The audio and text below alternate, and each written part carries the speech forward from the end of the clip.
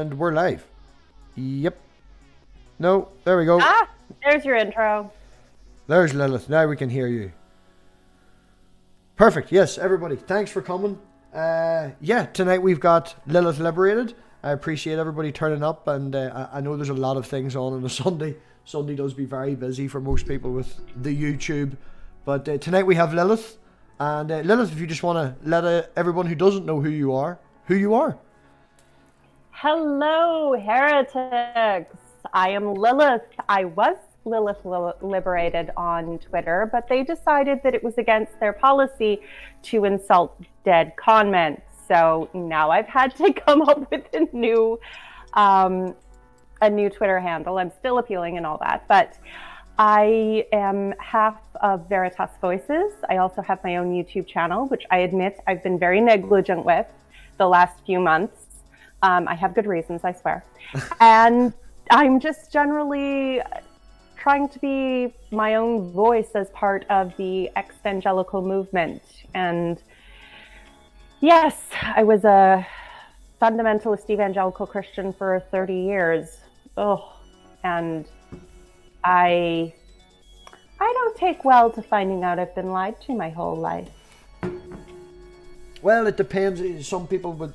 I know that you technically have been lied to, but I assume that it was your parents that taught you. Then they obviously believed. So did they believe that they were lying when they told you that? I don't think it was a... No, they didn't. But at the same time, the monstrosity that is the absurdity of Christian theology could not be propped up without many small and large acts of dishonesty over the last 2,000 years.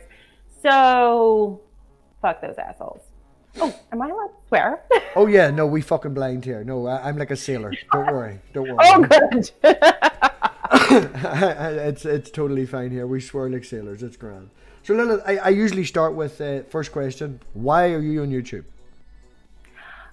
Well, honestly, I've sort of wanted to tell my story for a while. I had to get to a place of, I guess, kind of equilibrium with how far I'd come and how I'd gotten out of things, so I could put my ideas into a more coherent story and narrative.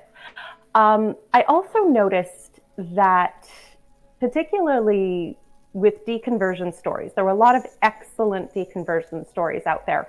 Evidence is a classic, was a big part of my own deconversion. Yeah. There's Purple Fox and Theremin Trees, and now a whole new generation of people coming out with how they came out of, like Mr. Atheist coming out of Mormonism, Telltale coming out of the Jehovah's Witnesses, and many, many, many, many others, just tons of voices. But I've noticed, and this has been part of the downfall of America in recent years, that there are so many absurd things in evangelical Christianity that sane people who've never been exposed to the psychological manipulation that is indoctrination cannot bring themselves to fucking believe that any sane, educated adult believes these things. I mean, if you've gone like chill Church of England your whole life, and it is incredibly hard to get you to believe that, not just in some backwater third world country, but in some of the largest, most civilized countries in the world, there is a massive quantity of the population that believes they are engaged in daily battles with actual demons. The brain is very good at compartmentalizing. But and then sane people are like, oh, nobody really believes that, and I'm like, oh God, yeah, they really do. And now, look, Christian fascists have taken over America. Britain's having their own problems with them. It's like, no, they really believe all of the crazy shit. And so what I started to do, and what I intend to return to pretty much right away, is the story of my indoctrination. Because that's part, it's very difficult to look back on for anyone who's gone through it. Yeah, I love Theremin Trees too, Cece. But it's painful, and it's embarrassing to think that you were bullied into believing these horrible things. But at the same time, if you look into it, you can find some compassion for yourself. I was between 4 and 6 when I came to understand that the world works in the manner that I, by my very nature and existence, and any small wrong I do whatsoever that I might not even know is wrong, because of that, deserve to go to hell. And that God, in his infinite mercy, doesn't want to hurt me. And so if I feel grateful for this horrible, torturous act that I only somewhat understand, but nails through hands and feet, whatever else you get, you can get that. That the appropriate response is not disgust, but gratitude for this, because you did this. You're responsible for this. Because you are bad, this happened. And if you accept it, then God doesn't have to hurt you. Yeah, well, it's based on fear. That's... yeah. It's going to hell more so than going to heaven. Hell is the punishment more so than heaven being the enlightenment, so to speak.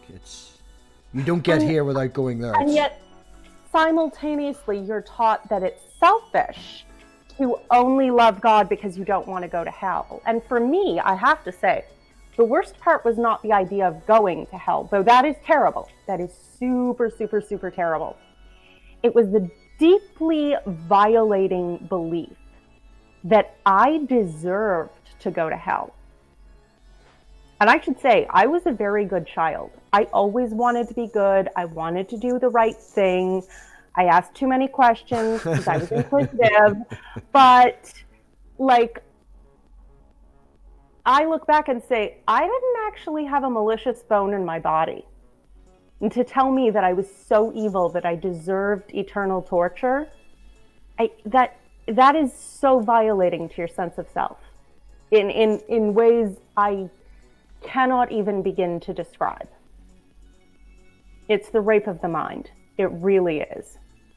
And the destruction of the soul.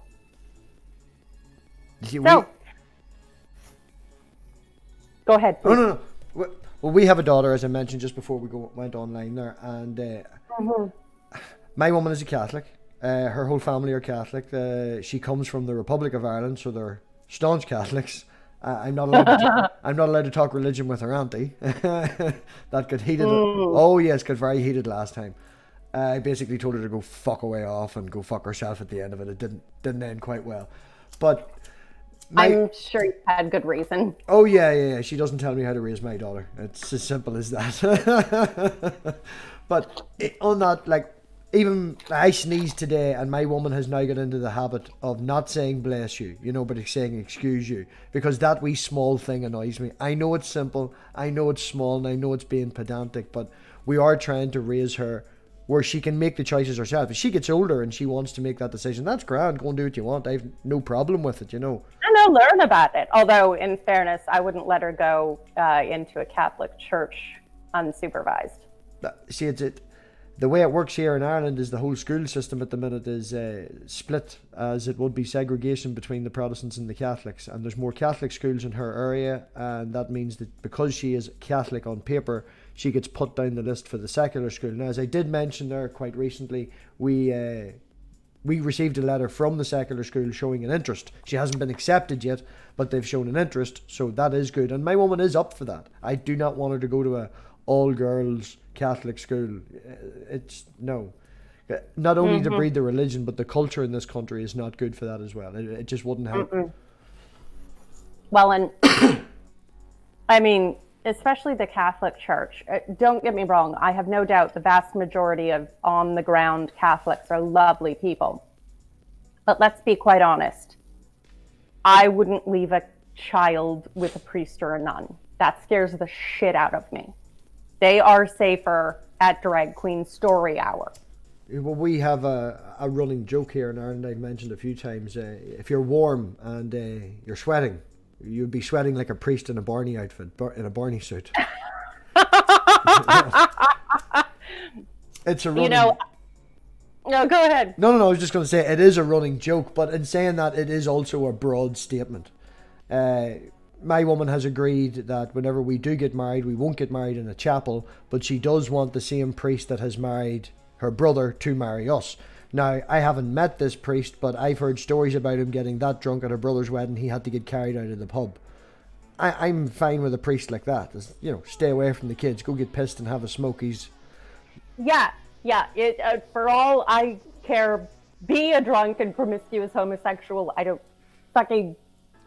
the stories just leave the kids alone.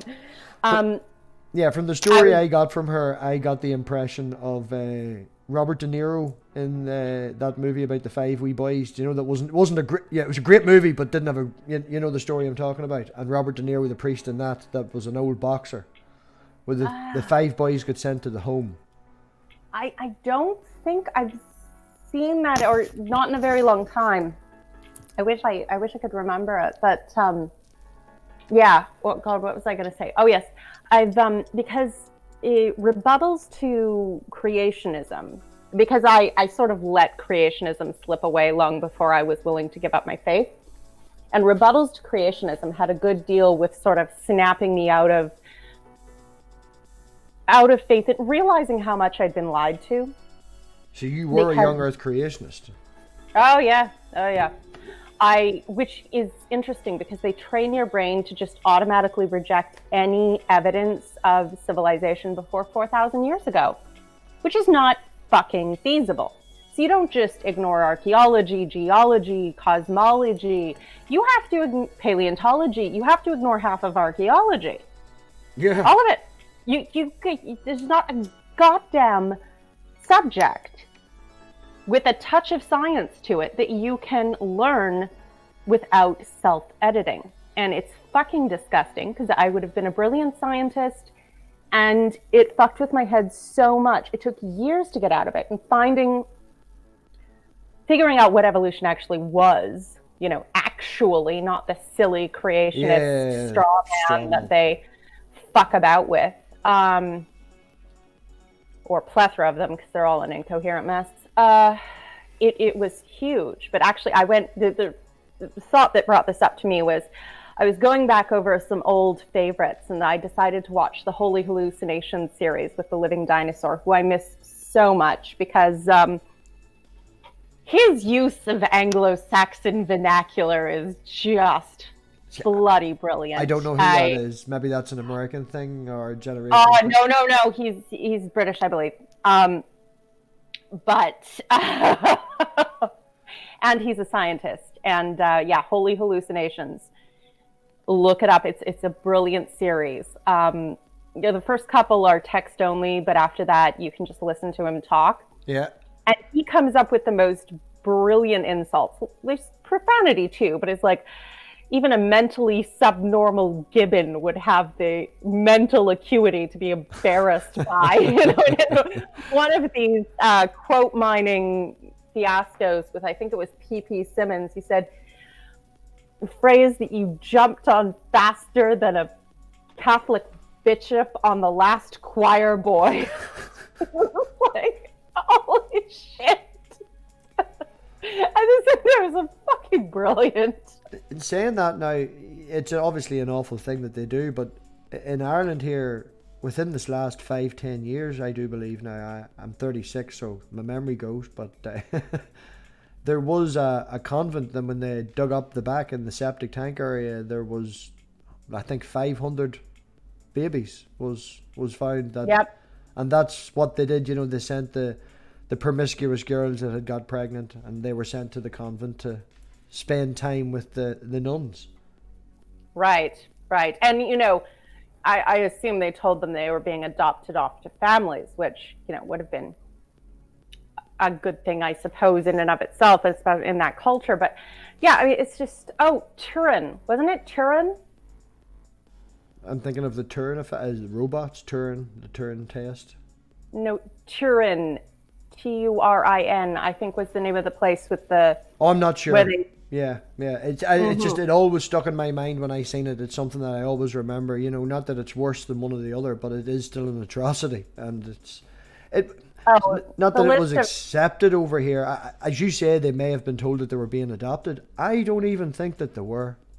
You know, it was very backwards, so to speak. Here, Ireland and not really Northern Ireland where I am, but Ireland as a whole has come on more. You know, they are still illegal down there. It is still illegal down there to blaspheme. In their constitution, it's illegal to swear and blaspheme, which they are trying to change. They've changed the abortion laws. They've changed the gay right laws. You know, they have moved on. And they changed them by popular vote, which I have to say, I mean, hats off. Yeah, and then because the gay vote, they put that out for everyone because there was a lot of, you know, you would have Irish students over in England and Australia and things like that. It was a big thing at the time when the vote was out, and a lot of them actually came home, you know, for the weekend for that vote. They've made it mandatory now in Northern Ireland, both gay marriage and abortion, but that's because we had no government for 3 years, so England stepped in and went, right, we're just going to do it then. And then they suddenly all got back together again to complain. So it's mandatory gay marriage then, huh? Yes, but the way they're leaving it now is down to the church to actually make the decision. So if the church says no, it's against our religion, they still can say no. And anyone who has had, what is it that's over here, Dave, that was a marriage that's not a marriage? Like a civil union. Yes, civil partnership is what we call it. So anyone who had a civil partnership is now being recognised as a marriage. But yeah, it's still down to the church to say yes, no, or whatever. I think they should do it like they do with medical, well, at least on paper, with medical conscience exemptions in the U.S. Not that this actually happens, but the rule is that if you deny a service for religious reasons or a personal conscience matter, you have to find someone else who will perform that service for them. You have to say, I can't do this because my belief, my holy book, but I can refer you to Sam down the road who will assist you. So that the rights of people are not infringed. No, you had something very similar in America not too long after. We had it over here. The gay cake. Did you have that? You had a gay cake incident over there, and we had the gay. Oh, mistake, darling. I'm not in America. Oh no? No, I'm in Canada. Oh. Land of the free with gay marriage since 2005, bitches. Right. Well, the point I'm saying is, a gay couple went in and asked them to make a cake for them, and it had Bert and Ernie. It had Bert and Ernie on it, if I remember rightly. Dave, you might have to help me here. And it had Bert and Ernie in like a gay thing, support gay rights or whatever, and they refused them. It went through 2 courts, and both of them were turned down and said that they were breaking the law. And then they went to the Supreme Court over here, and the Supreme Court overturned everybody and said yes, the religious people are correct. But it was massive over here, a whole big fucking. It was huge, and in the end, they all the religious people won. But it was the Bert and Ernie gay cake dilemma we had over here. Look it up. It's so stupid. Cake was funny, like. I know. Look, I believe it. There seems to be a distinction in law, and I've heard Aaron Ra discussing it because he does reproductions of prehistoric creatures, for example. Oh, sorry. 1 second. I'm blaming Deconverted Man on that. That's all his fault because he was whinging about a spammer. Oh, totally blaming him. That you are making, like a wedding cake might be, but not for like you can't refuse to sell someone bagels because they're fucking gay. You know, unique artistic creation. You have more freedom of conscience, but you can't just refuse to serve them like normal people.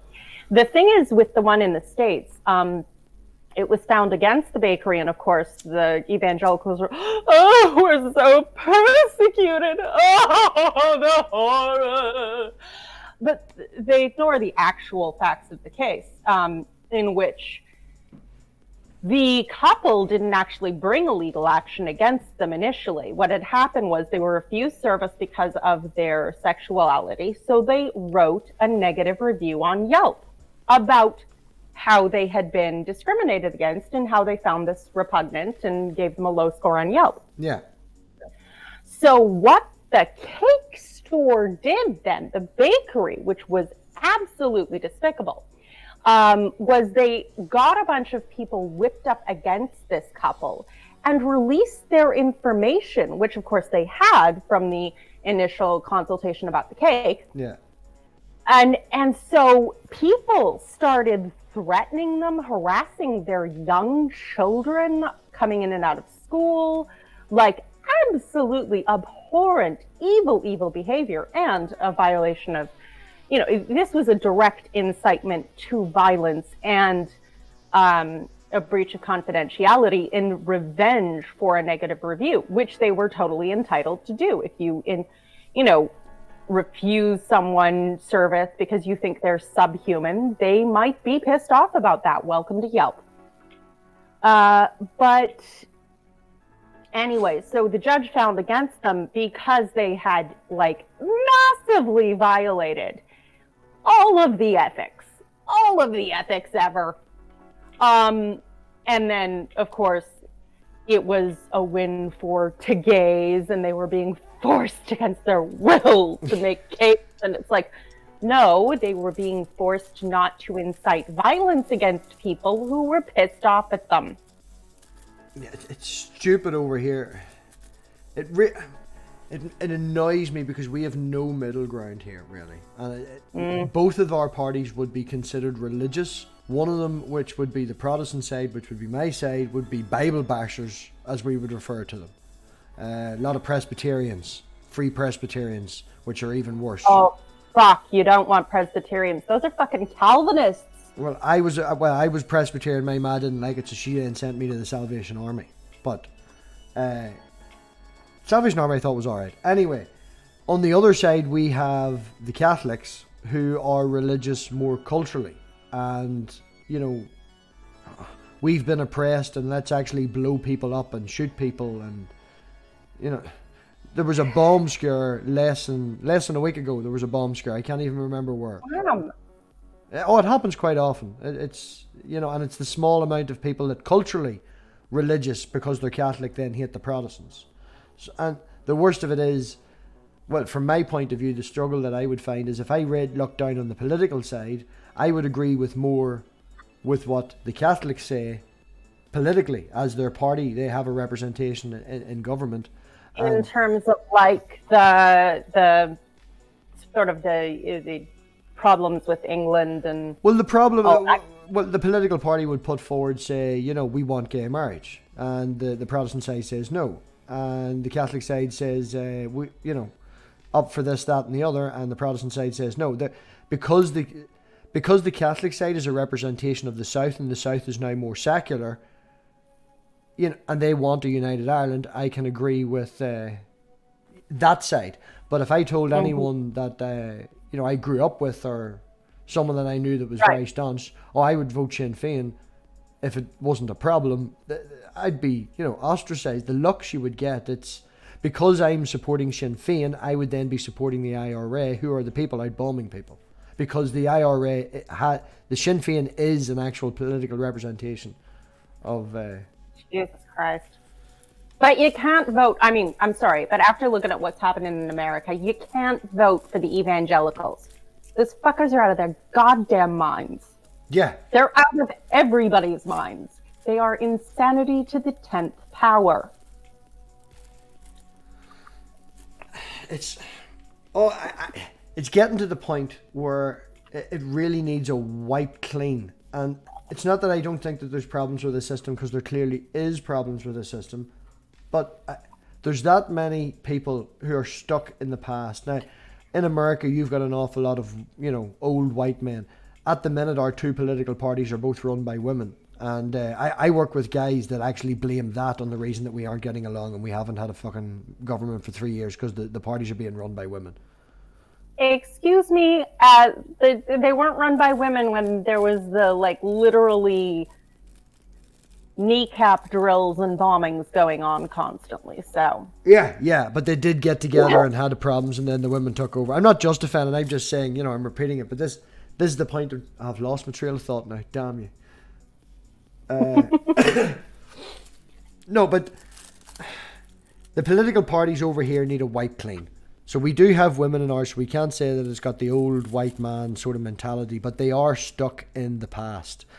And the people that's running the country, only recently back to run the country, are still stuck in the early 80s, the early 90s mentality of, I hate this person and this person hates me and all the rest of it. I've said many a time, and I've said here earlier, my girlfriend's a Catholic. I'm originally a Protestant. Our wee girl goes to every holiday that we have. She goes to St. Patrick's Day as much as she goes to the 12th. We book time off and we take her to both. She has a choice, and she'll know that she comes from both sides. That's this, and that's an excellent thing. And that's the only good thing I take from religions is their holidays and some of the associated foodstuffs, because yum. Baking brings us all together. But yeah, that's, oh God, it's so fucking, it's infuriating. It's infuriating. And I mean, I'm glad that she comes from both sides. And I'm empathetic to the idea that you're angry about things that have actually happened and injustices that have legitimately been done. I get that. Mm-hmm. That's valid. But it's also not the best way forward to just keep perpetuating that. Oh, I understand. And that, yeah, no, I mean, I'm just putting out my view. I don't doubt you agree, but you've got to ultimately, at some point, you've got to figure out what you really want. And most people want to live in a healthy society where they have a good chance to thrive and live at peace and all the rest of it. So, the past is, brings legitimate complaints and legitimate concerns, but you've got to move in a different direction. And that requires, letting go of the way that you reacted before, even if, not saying it wasn't valid anger or anything like that, but, it's just not, you're not going to get what you want. No, well, you see, you always hear the squeaky wheel. True. There's a very small minority of people within this last year and a half. There was a gay reporter was out at a parade. I think it was possibly gay rights or doing something. I might be wrong in this. And the IRA shot into the crowd and just killed her stone dead. And there was they weren't aiming for her in particular or anything like that. A lot of us over here think it was just a young person passing their test, so to speak, to join the club. And the community actually did get together, both the Catholics and the Protestants, and they went down to the political office with a police escort, and they had buckets of red paint, and everybody dipped their hands in the red paint and smeared it all over the walls of the political office to show from both sides that they were, but that's what it gets to over here. It's, we don't have guns on the street, but they are available. People. Right. Well, and that's, that's something I admit. I'm glad in Canada there are not a lot of, concealed weapons available. There's lots of long guns and things, especially because we have an inordinate amount of land and lots of that's a little bit more untamed, shall we say. So, by all means, have you a rifle when you're, out in the boondocks. But it's not, you don't just have a handheld, 9mm, whatever, just in your ass pocket most of the time. And often when someone does and something goes down, half the time it's like, oh, yeah, it was smuggled in from the States, because we have very strict laws about handguns in particular. And so it's very different from the whole idea of just, everybody's armed to protect themselves, the kind of paranoia that goes on in the States.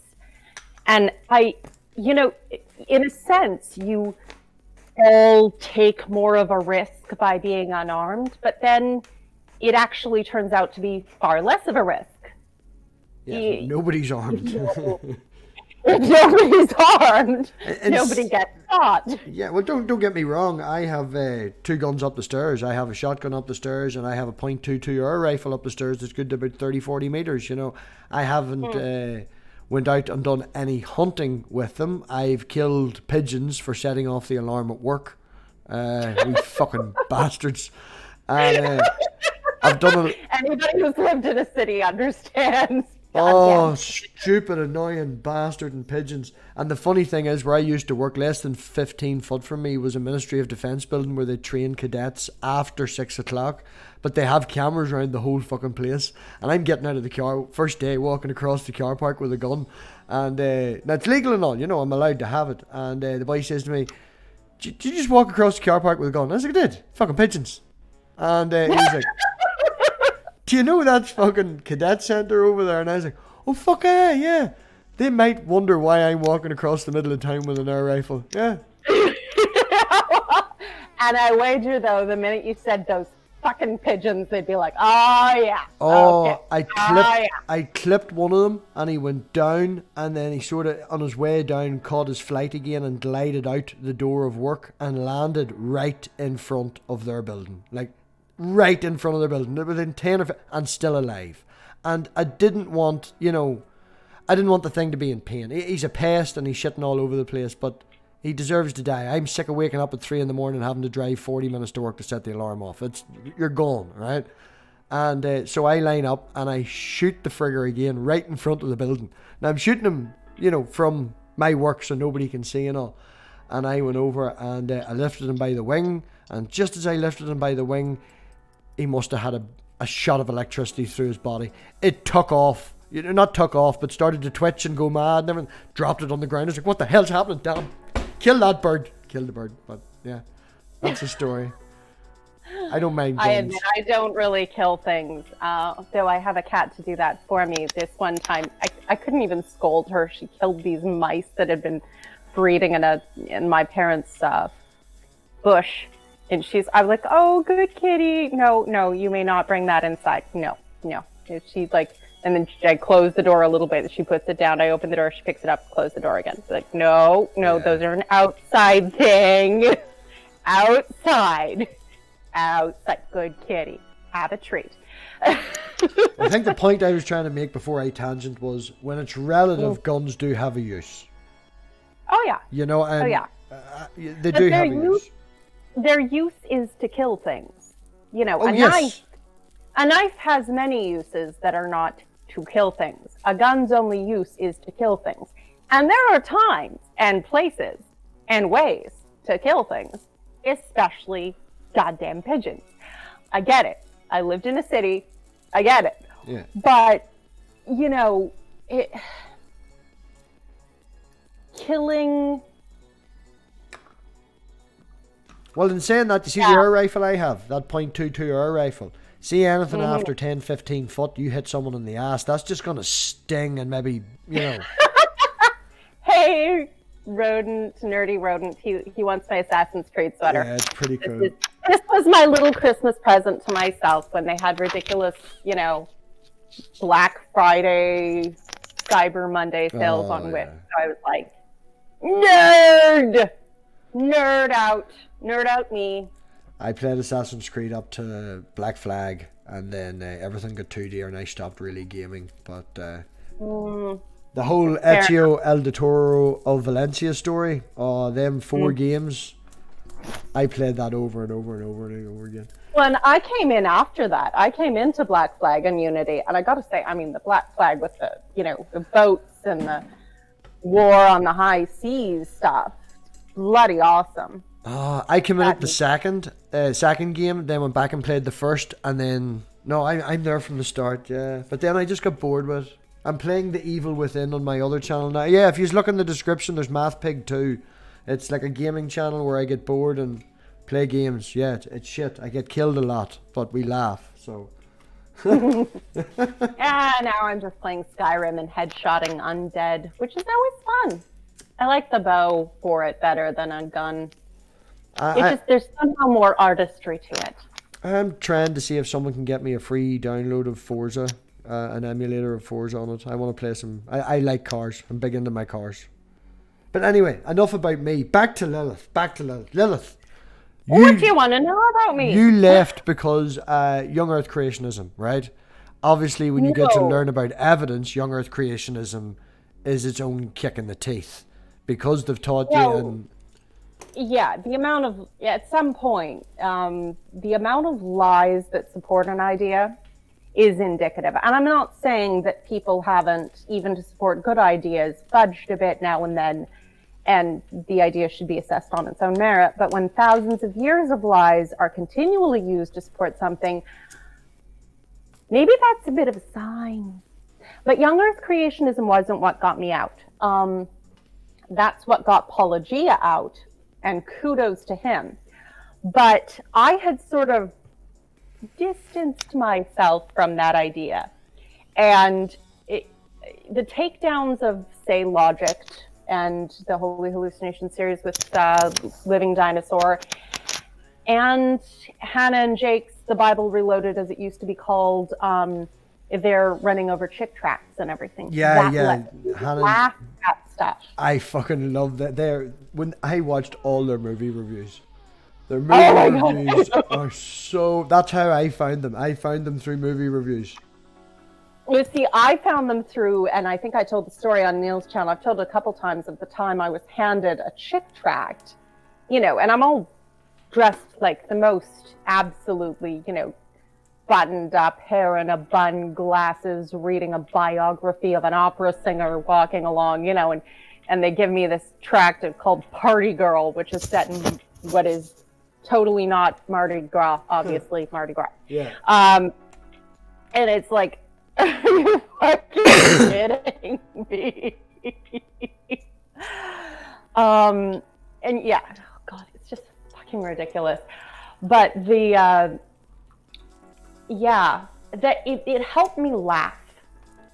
And laughter and mockery helps to loosen the chains of the mind-forged manacles just a little bit. It gives you wiggle room. I think that's the whole point of comedy, especially with topics that's mainstream at the minute. When you get a comedian to come out and actually make a statement that makes you laugh, it's because of the realization of it that it's true.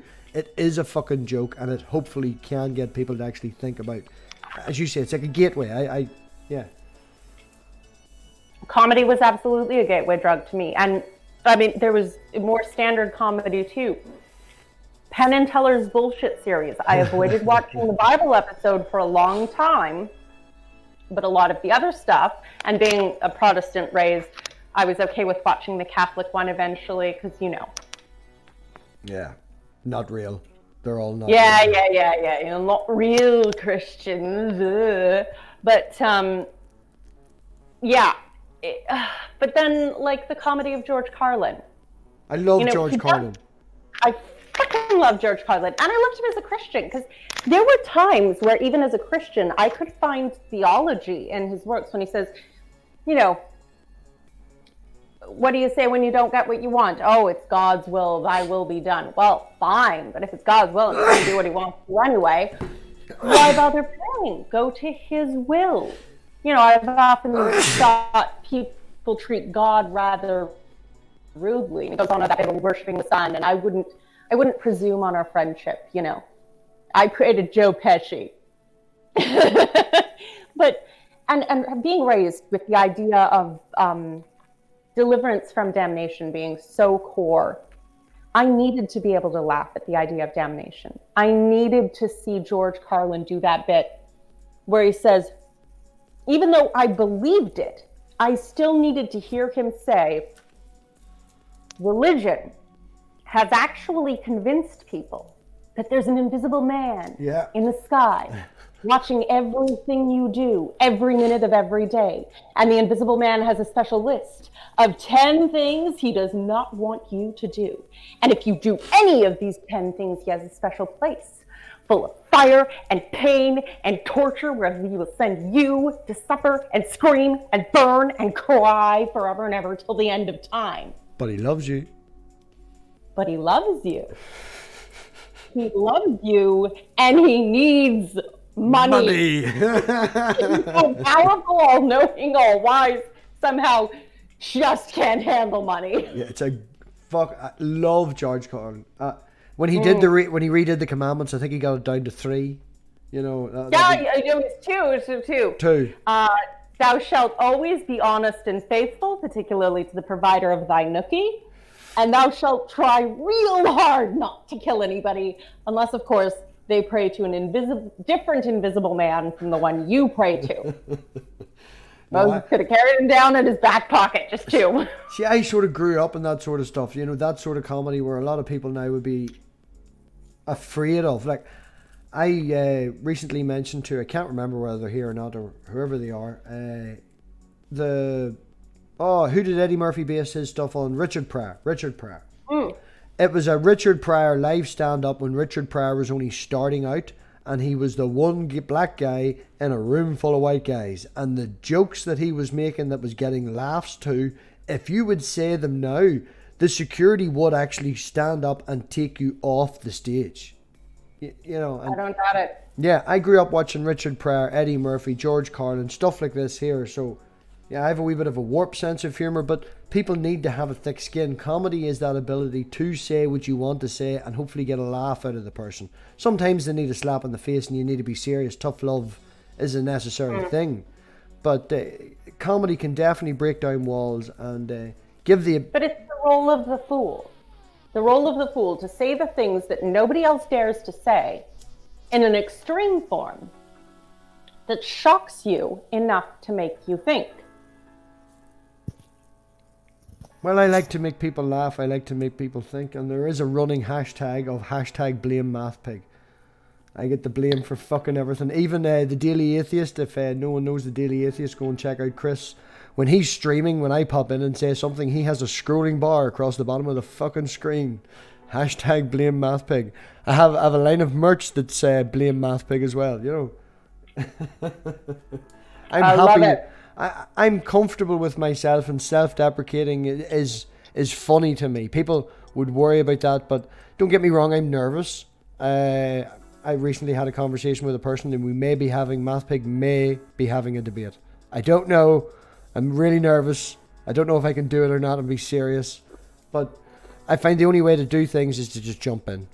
So, you know, and yeah, take that step. If you worry too much about what people think about you, you'll never improve yourself. You have to be comfortable in yourself and comfortable in where you are to be able to take that step on and realize, I'm shit at this. Okay, let's do something about it. Well, I will say that for a formal debate, it's best to pre-write your points, even if you don't like just read your script, but just to keep yourself on pace and know what you're going to say ahead of time. Bullet points and all that. Point. Yeah, you give your half and then you'll respond to the other. But at the same time, yeah, no, I think you're right. And self-depreciating humor. I mean, I'm Canadian. That is what we do. Yeah. We do self-depreciating humor and fucking Americans, mate. Like, that's what we do. We laugh at ourselves and we thank God, reason, and everything else on earth that we're not Americans. Yeah, well, I didn't even know young earth creationism was a thing until I, was a wee while into the community, and it was like, what? No, that guy can't be serious. Oh no, he's fucking serious. Holy Ken shit. Ham, the con man who raised money for... Actually, it's interesting. About my friend Nick Lamar, he was on a debate against a young earth creationist, and this young earth creationist quoted stuff from Carl Baugh. If you want to understand Carl Baugh, go to Logic, watch his series Science in the 12th Century. It's the only way to stand him, because watching creation in the 21st century on its own will make you bash your head through the nearest hard surface. It's just, I can't do it without commentary. He's so awful and boring and stupid. It's so painful. But at the same time, Carl Baugh, even among creationists, even to Ken Ham of the I built a literal ark, or at least the facade of one on a building, where I have a pretend animal zoo because we can't actually put real animals in there because we have ventilation requirements now. That guy considers Carl Baugh to be, shall we say, an outdated source. Mostly because most of his stuff has been found so obviously and so repeatedly to be deliberate frauds. I would like to go to the Ark Encounter just for the crack, as we would call it here, CRAIC, not the drug, the Irish crack, which is banter, fun, and the joke of it. I think half of their numbers are coming from atheists because Jesus fucking Christ, is it real? Although I have to say, apparently it's basically just a lot of boxes and, a few displays of, presumed life on the Ark. Is it channel something atheists? It's not Milwaukee atheists, but it's something atheists, and they follow the paperwork and stuff like that. And Utah Outcasts. Utah Outcasts. Good woman. There you go. Yes. No, they track the numbers. Yeah, they track the numbers. I'm watching that. Yeah. Fucking hilarious. Yeah, there's so many wee channels out there we forget about. They don't post that much that often, but I would definitely.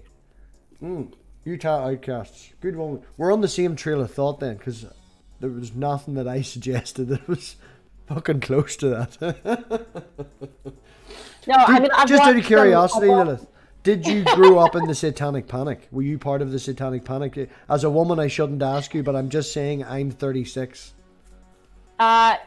Yeah, I'm pretty close to you. And so I saw a lot of Satanic Panic, but I saw it, this is the thing. My parents are good people, but they got trapped by fucking psycho evangelicals. Like Vineyard, they're like, don't take your pain medication, brother. Just pray and the Lord will bring healing into your life. Okay, those motherfuckers are goddamn dangerous. And yes, they buy all the Satanic Panic. And I still have aunts and uncles who buy every new version of Satanic Panic that comes out. Yep. My parents personally were not that crazy, but unfortunately they taught me that I should listen to my elders as an authority, so that fucked me over a wee bit. So mind you, at the beginning of it, I wasn't born and then wasn't old enough to really be cognizant.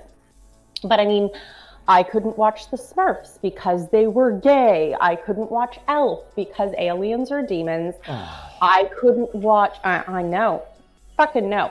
Because that's the thing, they have a response ready for when aliens show up.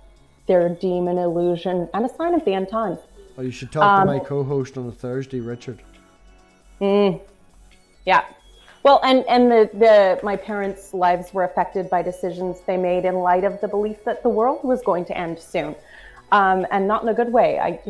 God, Harold Camping was still alive, I would go after his freaking kneecaps, the bastard. Anyway, But you were on the other side, so to speak. Whenever the Satanic Panic came out, I went full. That was just about when I was leaving. That was about my. I'm 12, 13. I'm rebelling against everything. Well, the reason I wasn't rebelling against everything, and that's the reason I left the church. The reason I left the church has been mentioned before, and I'll save it for Neil's channel, which is coming up. 26th of February, people. Yeah, come and watch me make a fool of that. Send me an extra movie or an extra reminder, because I totally want to watch that if I can. And I came out of that, and just at the stage of leaving religion, at that stage, you're obviously a teenager, you're rebelling against everything. I went full anti-theist, goth. I was white makeup, black nails, black lipstick. I still have 2 of my leather coats up the stairs, one in cow's leather for the winter and one in sheep's leather for the summer. So you can still be a goth, but be cool and not too hot. That's good. That's good. That's important, because you can't just be boiling yourself off till your makeup drips.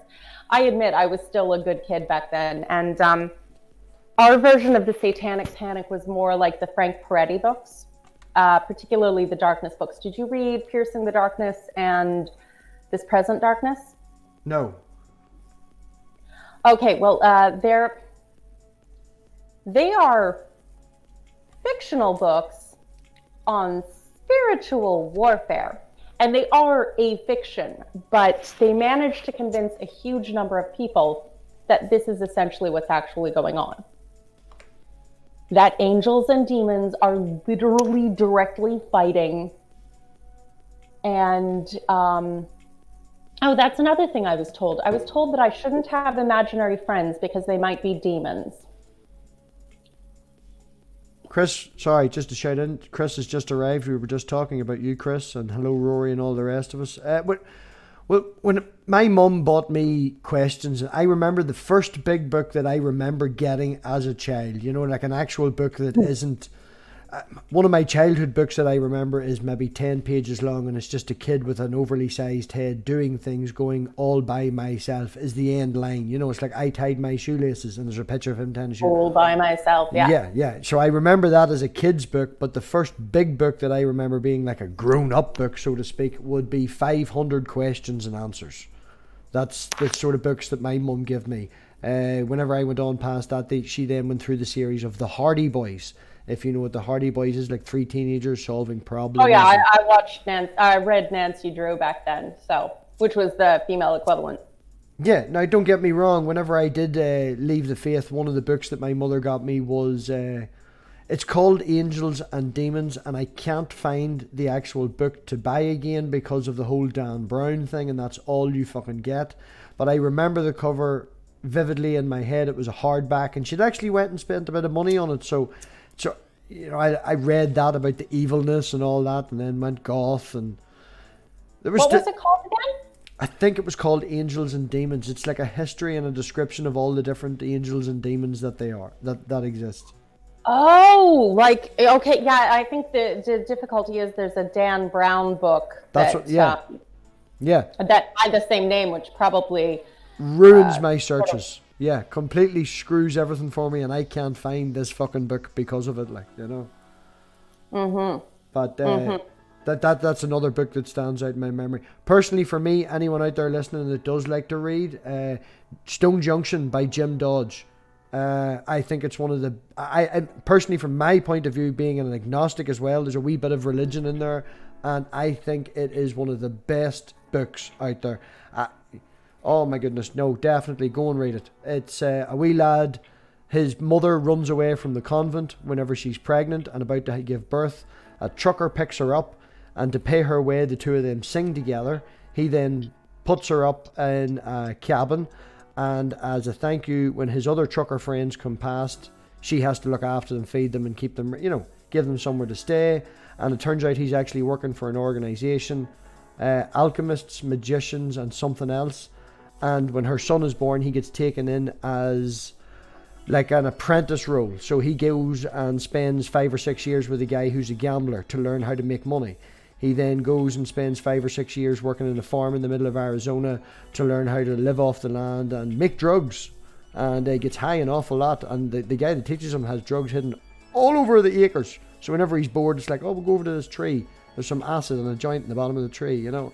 He then goes and spends another couple of years with a guy who does disguises and learns that, and then moves on from that into alchemy. And yeah, Stone Junction, Jim Dodge. Go and look it up. The last 10 pages will blow your fucking mind. The actual end of the book will blow. Don't read the end till you read the rest of it. But, Darren, now you're going to make me cheat. You're going to make me cheat. Don't read the end of it. Don't read the end of it. Honestly, I've been through such an emotional roller coaster the last few years that I do kind of make sure something has a more or less happy ending before I commit to it emotionally. I kind of have to. I've been reading a lot of nonfiction to make up for it. A lot of science, a lot of fucking awesome Richard Dawkins. I love you so much. I love you. Don't like Richard Dawkins at all. You don't like him personally, or you don't like his books on science? I haven't actually read any of his. To be honest now, I came from this into this community not even knowing who Hitchens was until the non sequitur thing did about him dying. I didn't really watch anything on TV. I didn't watch the internet. I had like a 6-7 years where I had no internet, maybe more. Just you know, whenever I was with that previous girlfriend, it was just, you know, that was it. Needed to do what I needed to do. Needed to go to work. Needed to get my bills paid. Came home, had some time with my friends. You know, everybody knew who I was, and we were all comfortable. And yeah, not that no. Yeah. You haven't kept up with the Four Horsemen much. Actually, I was telling you, if you want to prep for your debate, if you want to see debate done right, there's that IQ squared debate, the famous one. The Catholic Church is a source for good in the world, and against was Christopher Hitchens and Stephen Fry. And to say they wiped the floor with the competition is the understatement of the century. Yeah, I've seen Stephen Fry and him debate now. That was fantastic. That was fucking brilliant. But Richard Dawkins... What I used to do is talk to my friends about this, who would have been, you know, a few too many drinks, and the God question always comes out. I remember being at a work conference for all the managers, and we were in the hotel bar after hours, only, you know, residents only bar, and we all got to the point where we're all drinking, and it's like 4 a.m, and there's just a random group of people that come in, and I don't even know how the conversation came up, but I remember sitting and talking to a girl who was a predominant Catholic at the time, and was being a wee bit preachy when the God question comes up. And I just turned to her and I goes, right, you believe in heaven? Yes. I goes, right. You're married. You love your husband. Okay. She goes, yes. I goes, right. Your husband's an atheist. Or, wait, your husband doesn't believe in God is what I said. I didn't know of the term atheist. I was like, husband doesn't believe in God. Husband goes to hell. Okay. You do. You go to heaven, right? I was like, okay. So you're eternally happy in heaven, and your love of your life is in hell. So if you're eternally happy, are you an actual zombie, or do you just stop giving a shit? Or what's going on there? And that was my go-to question. You know, it would always trump. But people. You're a better person before heaven, apparently. Well, some people are. Well, that's where I went down. As I say, I never knew of Hitchens. I never knew of Matt Dillahunty. I didn't know. The only person that I found when I came back to the internet was Dark Matter 2525 and Aaron Ra. That was my introduction. And I would watch their videos because I didn't know that YouTube had a live section. And then when Aaron Ra released... it didn't as much back then. Well, when Aaron Ra did the debate with Kent Hovind on the Non Sequitur show, that was my addiction to the live started. That was my first needle of heroin. That was the first get-go to the live scene. And getting to, you know, find out, I was like, holy shit, there's actual people out here that agree with me. That there's people out here that are like, what the fuck? I thought I was just this weirdo in the corner, like, you know. And as I say, I'm not educated in the Hitchens or anything like that. I don't read a lot of books in logic. I would read books in science and sci-fi fiction and things like that. And Dawkins is well known for the God delusion, which is great. Which I actually bought. I bought for an evolution denier that used to come into work and debate me at work. I bought that from an actual church charity shop, and they asked for £1, and I give them £2, and it's like 12 quid or something, the hardback one. And I brought it in, and I give it to this guy who's an evolution denier. Oh God! Well, that's the thing. That's the only one of his that's not about evolution, because he is an evolutionary biologist. But I mean, I have the Ancestor's Tale, the Magic of Reality. I don't think I have Climbing Mount Improbable. But there's some fucking great, like, he writes stuff about science, about biological science, which granted was never my forte. I preferred physics a bit, but like just looking at the beauty of the evolutionary process now that I actually know what the fuck it is. Yeah. It's amazing. It's amazing. Like, don't get me wrong, I love the God delusion. And I have a fucking laugh at, because I had a friend who I was talking with. She's very intelligent. She was finishing a PhD. And when I deconverted, I was sort of speaking with her periodically before I deconverted. And she wanted to convince me to come back because her husband's an atheist too. And after his research, became a little more strong in his position that religion is quite dangerous. And she came from a more enlightened religious background, so not the fundamentalist, evangelical, creationist bullshit. But the really amazing encounter I had with her, actually, because I read The God Delusion. And she said, Well, I just read this book I really wish you would read called The Atheist Delusion, which is a rebuttal to Richard Dawkins. And this is the thing. I didn't have to read it to rebut it. I literally sat with her and just said, oh, what did you like about it? She brought up their rebuttal to the ontological argument. And they were lying about what the ontological argument was. They were getting into the ontology of the word ontological, which is like, well, ontological just means knowledge, blah, blah, blah, blah. And I said, okay, stop. That may be what it means, but that's not what the ontological argument is. The ontological argument is what Richard Dawkins described. It is trying to define God into existence. And I didn't know about Anselm at this point. I traced it back to René Descartes. But seriously, if I can trace it back to René Descartes, granted, wasn't the first, but early in the system, clearly Dawkins isn't talking out his ass.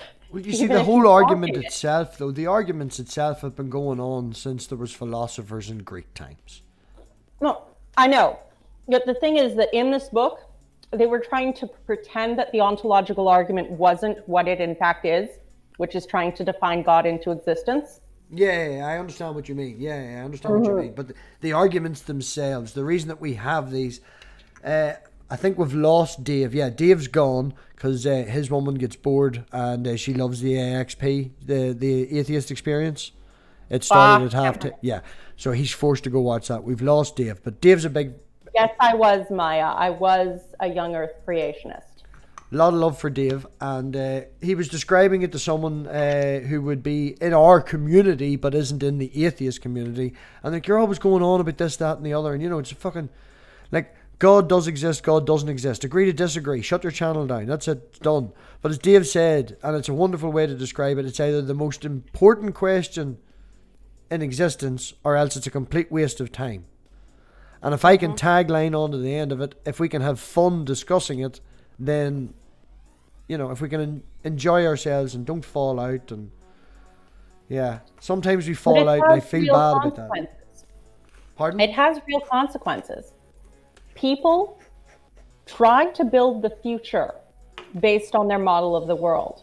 Oh, yes, yes. Why especially idiots with the Middle East believing that the Earth is flat is such a fucking problem. Oh, well, the whole problem's in the Middle East at the minute with Trump and his whole evangelical council and moving the embassy and... Yeah, but that's the thing. The people who are supporting him, and he'll do whatever they want because they're kissing his ass, among other things, they want to bring on the apocalypse. They want to empower the Jewish state, not for its own sake, but so that they will build the third temple, piss off the Muslims, start a war, bring about the end of the world, and then Jesus will come riding in on a white horse and destroy all, and then the Jews Which will Jesus are you talking about now? Which Jesus are you talking about? Because I think Peter is aware of 3. I know 2 more, so that's at least... Version and Revelations. Well, there's 5 Jesus... Acid trip, motherfucker. There's 5 guys out there at the minute that say they're Jesus. No, this is the one from the Book of Revelation when whoever wrote it was fucking on LSD or something. Well, just to mention Peter, how did you end up and gonna go for it? How did you find Peter?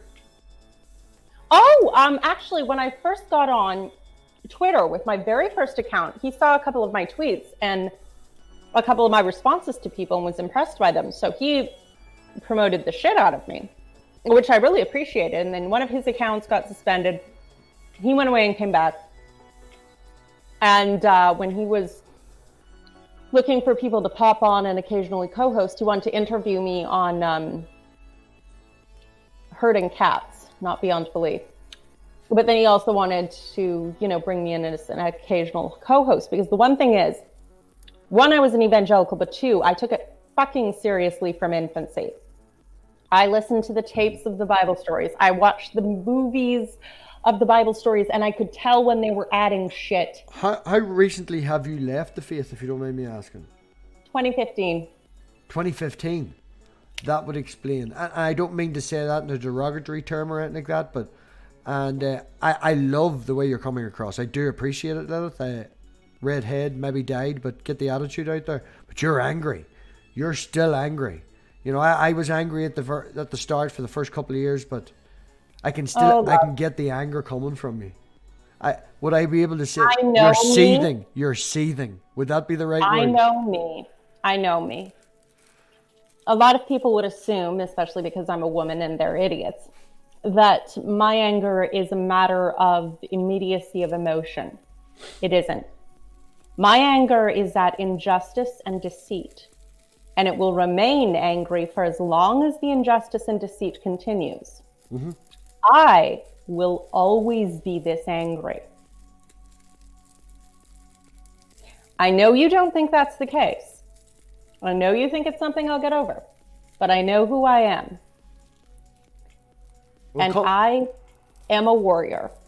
And when I get really angry, justifiably angry, not I stub my toe and I'm having a pissy bad day angry, but angry at something that is really genuinely destructive, evil, and false, I never have to stop.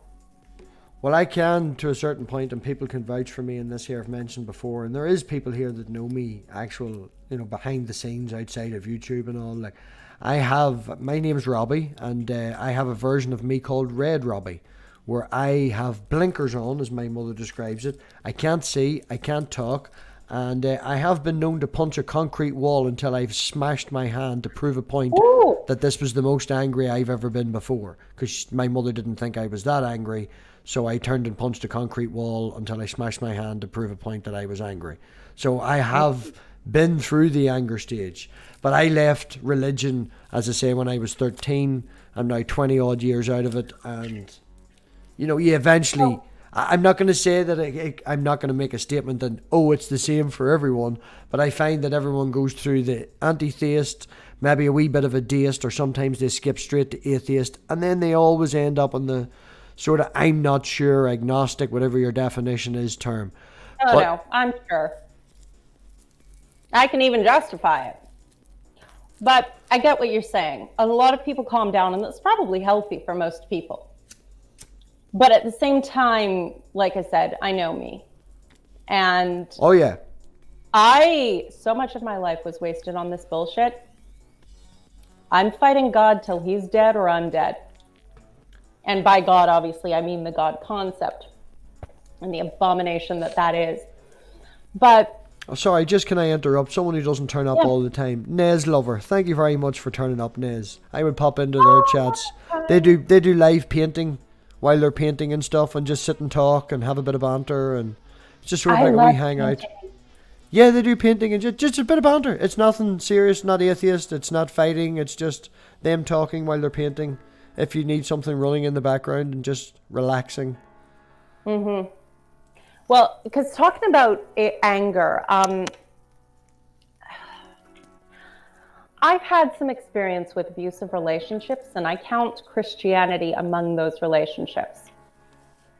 And when you have to fight back in that environment, the best way to do it is to learn cold anger, because that keeps your mind engaged and you in control. It's not the flying off the handle, seeing red. It's absolutely vicious, calculating. Maya, we love you too. And I tried to import a bot to give regular comers points. And regular comers actually get more points by an extra 25%. But the damn bot's not working. We love you regulars as well. We do. Sorry. Points is great. It's just a mental thing, right? Your brain is like, I want more points. Yes, I know. Heist all. Never heist an amount, always heist all. Well, the last time I got angry, which I felt, the last time I nearly physically lost it, and when I mean I lost it now, I haven't had a Red Robbie incident since that happened. What actually happened was the car blew up, and well, it didn't blow up. The engine blew up, and it died on me and all the rest of it. Yeah, and I ended up breaking my hand, and then I was off work for 3 months and had to replace the engine with one hand. And long story short, that hasn't happened since then. Until I think, was it a year ago, on the way home, which is a long drive from my girlfriend's house. She lives 2 hours away from me. A lot of back roads, no street lights, Irish countryside. And some guy drunk thought it would be a good idea to jump out in front of my car at 60 miles an hour and then jump back in again on the back road. Me and the girlfriend in the car and the child in the back seat. I'm swerving all over the place. Eventually got control of the car, got it parked, got out, and he hid in the ditch. And then I was like, right. So I get down into the car, very angry, turned the car around and drove up the road with the full beam on until I found the guy. And pulled over in front of him, and I did not punch him in the face. I very, very close to smacking him. I had him up against the wall. The girlfriend even told me to just punch him and move on so we can go home because she was shaking. He told me that he didn't, it was only a joke. So I dragged him by the scruff of the neck over to the passenger side and showed him my 1-year-old. And I said, do you think it would be a joke if she's dead? And then I had him up against the wall, and if I had started punching him, I know that if I had started, I wouldn't have stopped. And I ended up dragging him into the back of the car and driving back 6 miles back up the road again and dumping him in the town outside the police station.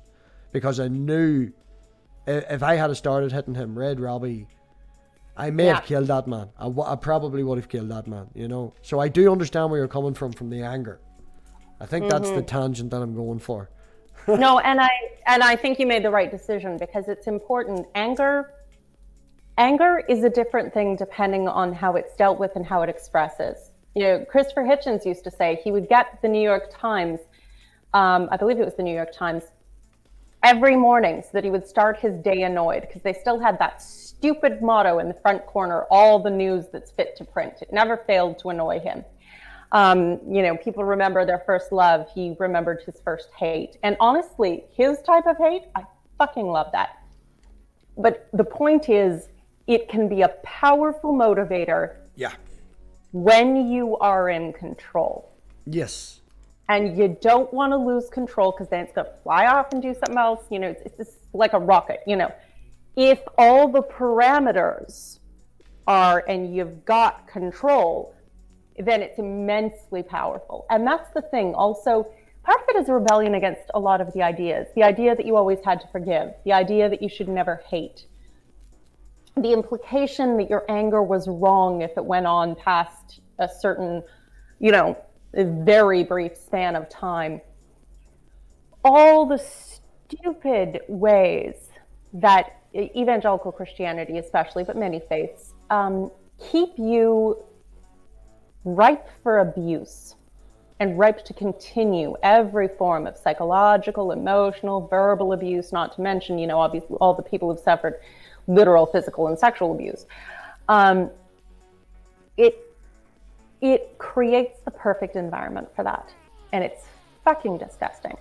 And embracing what I would have once thought of as my dark side has been the most empowering thing for me. I don't regret it for a moment.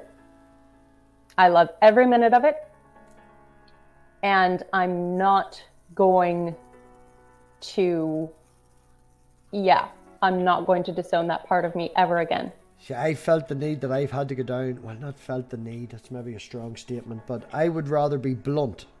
In a very straight up, not going to be angry with you, I'm just going to be blunt. This is the way I am. Deal with it or fuck off. You've hurt me, I'm going to say it. If I've hurt you, say it to me, I'll apologise. It's be honest with me and I'll be honest with you. And that's the way it is. I feel, I'm going to make a sci-fi reference, but for Stargate SG-1, do you watch it, Lilith? Have you seen it? Right. Oh, yeah. Okay. When Daniel Jackson's wife is the baby that they have, yes, who has all the knowledge of the Goa world, the double episode where he gives his knowledge to Daniel and Daniel ends up becoming evil. And at the end of it, it turns out it's all a dream. And he says the only way to defeat the evil is to never enter the battle. And that's how I feel with Red Robbie sometimes. If I go down that route of Red Robbie, I've been down that route. I've shattered bones, I've broken noses, I've got angry to the point. And I know that when I go down that route, I do lose control. So I find it's best to just go, right, this is the way it is. Fuck you. Deal with it. And let's not hold grudges. Let's just move. I get what you're saying, and that's you're speaking about a very different kind of anger than the one that I am nurturing in myself. Yes, but I get it, and I agree with you. Know thyself and know which routes are going to potentially put you in harm's way. Yeah. And potentially, there have been people who deserved to hit back from me, and I waited. I made some of the girls so happy when I told the story of the thing I said to my abusive ex-husband. Let's just say I put him in his place after he tried twitting me about my weight, rather dramatically. But that's not. I fucked up last week and did that. My woman didn't speak to me for a full 10 days. I know what that's like. Sometimes us men are stupid. No, he wasn't stupid. He was abusive. There's a real difference. Good. Yeah. Well, not good. No, I know the difference. I know. Any man or woman. In the same breath that I said the thing, I finished the sentence with, wow, did I actually just fucking say that? I did not mean that. She still didn't talk to me for 10 days. Fair enough. Not properly. Not do properly. The crime, do the time. Do the crime, do the time. But an abuser is one who... Yeah, no, I get you. Well, yeah. Yeah. Yeah, I've witnessed that. Yeah. Undermine you, and is never ever going to say the words, I was wrong. And that's a big difference. Because, you recognized me, oh shit, what the fuck was I thinking there? Oh, yeah, I did not mean it in the way I said. It was just... Yeah, I don't have a filter now. That's the point is made. I don't have a filter now, and sometimes I realize I should, especially with a woman and the light of my life and give birth to my daughter. I don't want to offend, but I've just got into the habit of I'm just going to say the way I just say it. It's well, easy. And the truth is very powerful. That's the thing. I am never more intimidating than when I'm speaking the truth. Yeah. The truth is terrifying. Why would you ever lie to scare someone when just plainly stating the truth without, the gloss that everyone puts on it is going to scare the shit out of them worse than anything you could ever make up? Again, making reference to the relationship, I think that's why me and my woman work, because one of the good things about living 2 hours away and having that drive, which is 2 hours, if you're traveling at 60 mile an hour and you're having a discussion, you can either talk about it or you can jump out of the car at 60 mile an hour. You have to talk about things, and being honest, communication, I think it's just best. And in my life, it brings your number of friends in real life down a wee bit, but the friends that you will get will respect you and be your best friends that you can have. Oh God, there's this one phrase. I cannot remember it for the life of me. There's something to the effect of, honestly, I had rather be myself. It's easier.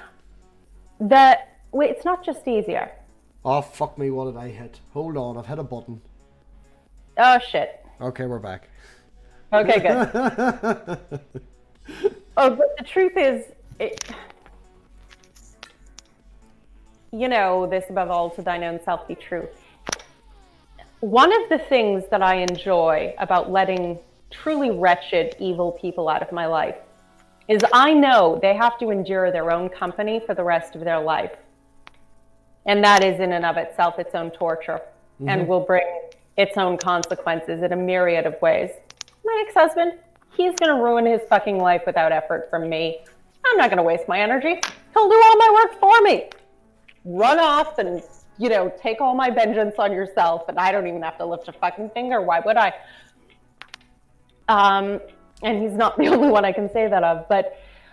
Yeah, I would have sort of like a stoicism. I didn't realize that that's what it was, but that's whenever I came to terms of what was going on and, the anger and coming to the point of what I believe and this sort of game that we're all playing. And it turns out that what I've sort of landed on is a version of stoicism, and that's, if it's not going to bother me and I can be better without you or without it, then I'm just going to release that and just, you go and do your thing. And Well, this is what I found, is that once I was finally rid of the hideous doctrines that so violated my sense of self and so unjustly tainted everything I was and everything I thought and made it impossible to love myself.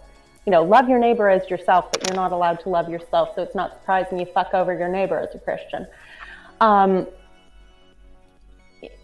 I found that I could be someone who I could respect. And ultimately, no matter how many friends I do or do not have, I am with me for the rest of my life. Yep. And that is the most important relationship, because you are always going to be with you. And I am going to be someone that I respect, that I want to spend my time with, that I enjoy, that I admire. And I'm going to find a way to be that person. No, that's exactly, it sort of makes a reference back to what I said earlier. If you're not comfortable with yourself, then you have to become. Why would you sit around wanting to hate yourself?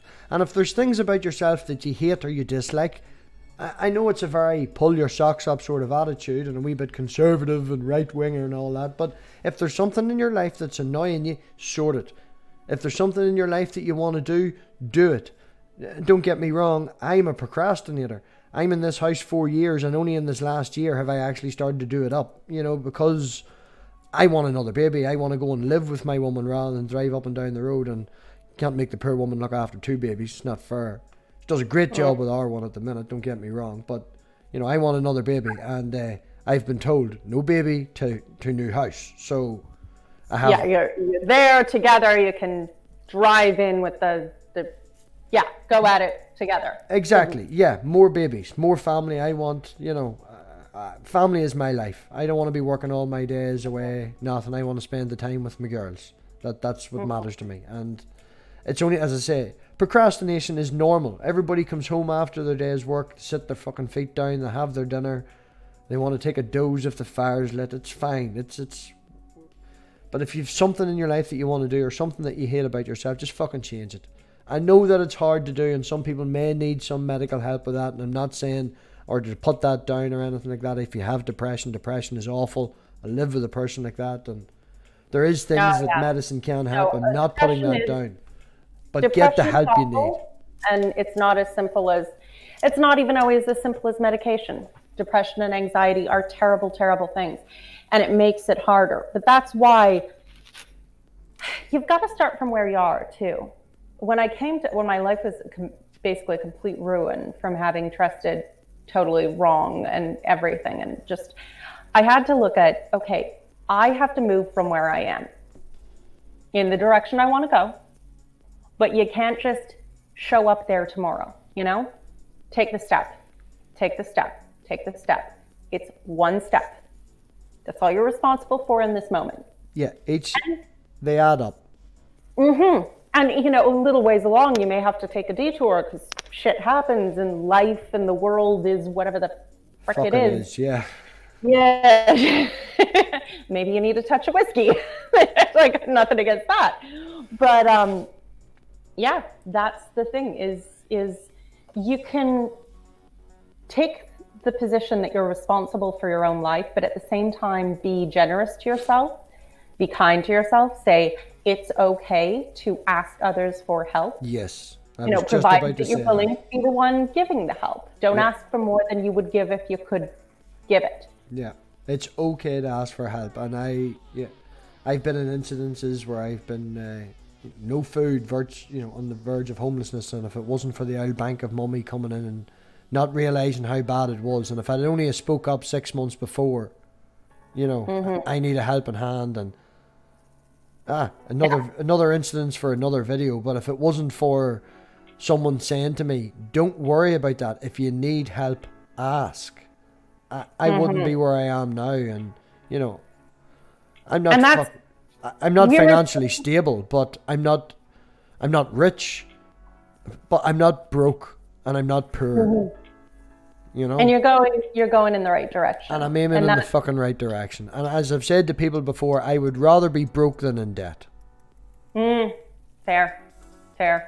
Not always an option with mortgages and things, but fair. I get the idea. And life is hard. And we got where we are because we are a social species. Yep. We all helped each other. It's perfectly fine. The problem is if you're taking and you're never willing to give anything back. And there's lots of different ways to give back. I don't have fucking 2 cents to rub together extra, but I can give people my time. I can give them emotional support. I can support their channels in different ways. I can raise the word about things. Yep. I can give in whatever way I am capable of giving. I can just, if they live near me, I can fucking bake something for them, because cookies are goddamn delicious, and sometimes we all need cookies. Yeah, my thing's Discord. Anybody needs help with Discord or OBS, I can get that. I made Lilith a Discord like 2 weeks ago. There's only me and her in it. I don't know if you even know, but yesterday I transferred ownership to you, so you are the boss. Oh, thank you. Yeah, I better check that then. Yeah. No, I know. I haven't been on the. I was sick last week. But yeah, no, we help where we can, and all going well with my website. I've got a website in the process. A friend of mine's building it for me, basic, and then hopefully when I learn a wee bit, I'm hoping to have a notice board where if anyone's willing to give up an hour of their time a week for something that they are good at and something that somebody needs a hand with, like leave a penny, give a penny with a skill, and if we can just help each other around and everybody make each other better, spread the word. At the end of the day, as you've made a reference to, Lilith, we're not against the religion, but when it comes to the people in the power, and the people are changing the political things, and that's what's happening in the government, and we'll only get recognised is when we come together and become a group. Mm-hmm. We're strong on our own, but we're stronger together, as the cliche says. Yeah, and I mean, and that's the part where it helps, because there are some things I'm shit at, absolutely rubbish at organizing and things like that.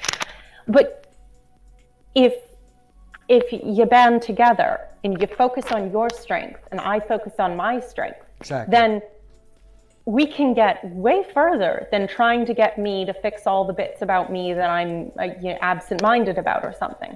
Not to say I shouldn't make an effort where I can, but if everybody focuses their energy on their strong suit, you can lift off to a degree that you just can't as individuals trying to do all.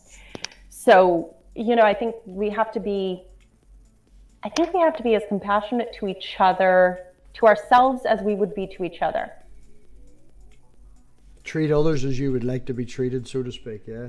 Isn't that a Bible reference? And treat yourself as you would treat others. For a lot of compassionate people coming out of Christianity, that's been the hardest thing, is to actually love yourself and realize you're allowed to. Yeah, support for people. If there's anyone out there leaving religion and needs support, the Pigsty Discord's in the description. Come and say hello. We have Christians in there as well. We have everybody from all walks of life, and we're here just to support each other and help each other, and build a community where we can tell each other you're a fucking asshole, and hopefully you'll come back without feeling offended, because sometimes people are assholes and they need to be told. But we hope that you can come back, because we all, I don't know, I'm rambling. Lilith, have anything coming up on Veritas, or anything coming up and gonna go for it? Well, I was going to go on something and going to go for it, but it was just canceled because somebody bowed out like a little chicken. Mm-hmm. But Veritas Voices is on schedule, of course. This week we're doing another episode of Crazy Christian Tweets. So if there's something you just want to see roundly mocked for its stupidity, please send it to me at send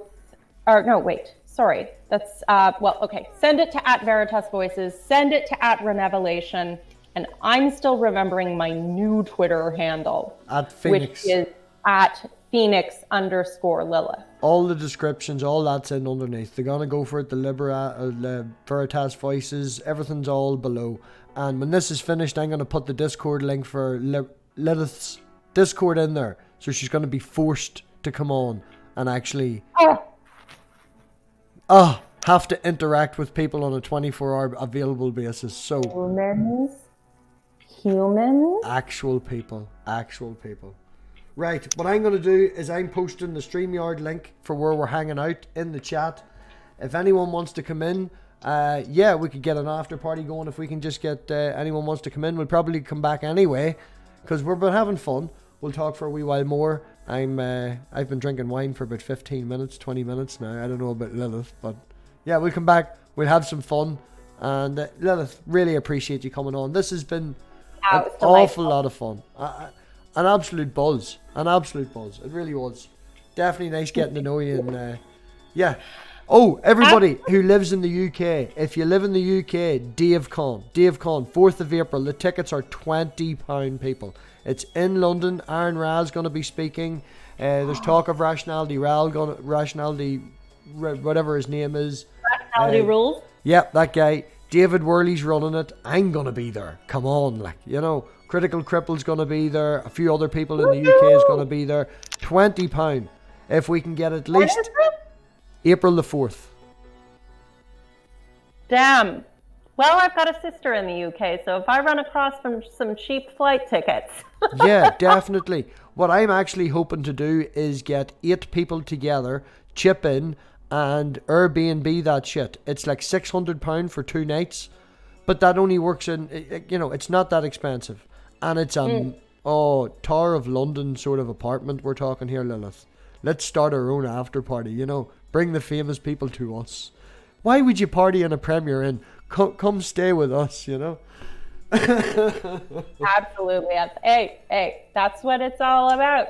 Oh, Talking yeah. to other heathens and heretics and having a good laugh. Yeah, definitely. And yeah, I'm going to make sure. I went and there's a Buckfast app where you can actually check off licenses to find that Buckfast that I was showing you earlier. So we'll get you a bottle of Buckfast. You'll be up all night. So everybody, thanks very much for showing up. We'll be back probably in about 15 minutes. And yeah, we'll see you then.